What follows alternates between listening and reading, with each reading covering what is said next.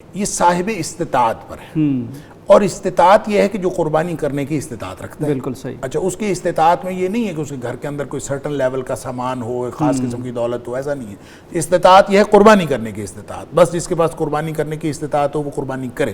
کیونکہ جب نبی پاک صلی اللہ علیہ وسلم نے اس کو اس طرح الیبوریٹ فرمایا صحابہ کرام کے سامنے، تو لوگوں نے استطاعت کو یہی سمجھا کہ اس کے پاس ایک جانور کی کیپیسٹی ہو، بس۔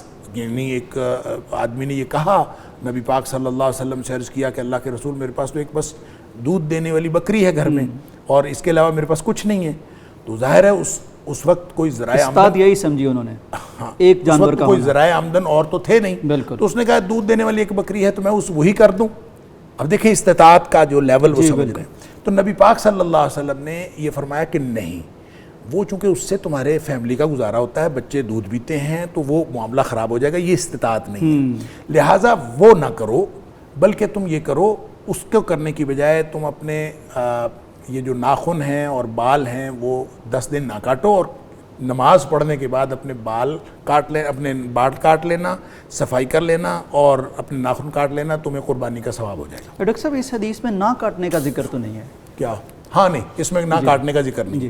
نہ کاٹنے کا ہم اس سے استدلال کرتے ہیں جو دوسری حدیث ہے، جب نبی پاک صلی اللہ علیہ وسلم جو شخص قربانی کرنے کا ارادہ کرے اس کو چاہیے کہ چاند نظر آنے کے بعد پھر اپنے بال وغیرہ نہ کاٹے۔ جب وہ حدیث موجود ہے تو اس کا مطلب ہے یہ شخص جس کو آپ فرما رہے ہیں کہ تجھے قربانی کا ثواب ہوگا، اس کو بھی چاہیے کہ یہ نہ کاٹے، ٹھیک، لہٰذا جب جا کے کاٹے گا تو اس کو قربانی کا ثواب ملے گا۔ اس کے لیے قربانی کا ثواب ہے، دوسروں کے لیے کمپلسری ہے۔ جو شخص قربانی کرنا چاہتا ہے اس کو چاہیے کہ وہ اس کو نہ کاٹے، کوئی بھی اس طرح کا۔ لیکن اس کو واجب کہنا یہ تھوڑا مشکل کام ہے۔ کچھ صحابہ کرام نہیں بھی کرتے تھے، کچھ صحابہ کرام نہیں بھی کرتے تھے، اور نبی اکرم صلی اللہ علیہ وسلم نے اس کے بارے میں جو زیادہ سے زیادہ وعید فرمائی ہے نا، آپ نے یہ فرمائی ہے کہ جو شخص صاحب استطاعت ہونے کے باوجود قربانی نہ کرے وہ ہماری عیدگاہ میں نہ آئے۔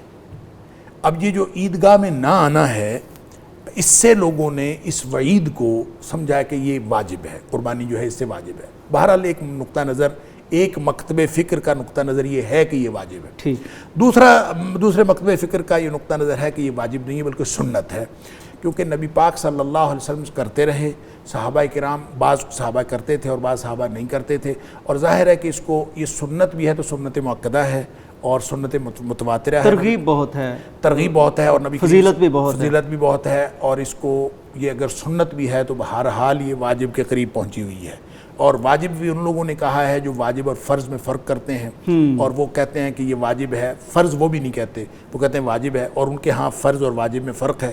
اور جب آپ سنت کی اہمیت اور سنت کی حجیت جو قرآن نے بتائی ہے اس کو سمجھتے ہوں تو کسی چیز کا سنت ہونا بھی اور سنت متواترہ اور سنت مؤکدہ ہونا بھی یہ کوئی چھوٹی فضیلت نہیں ہوتی۔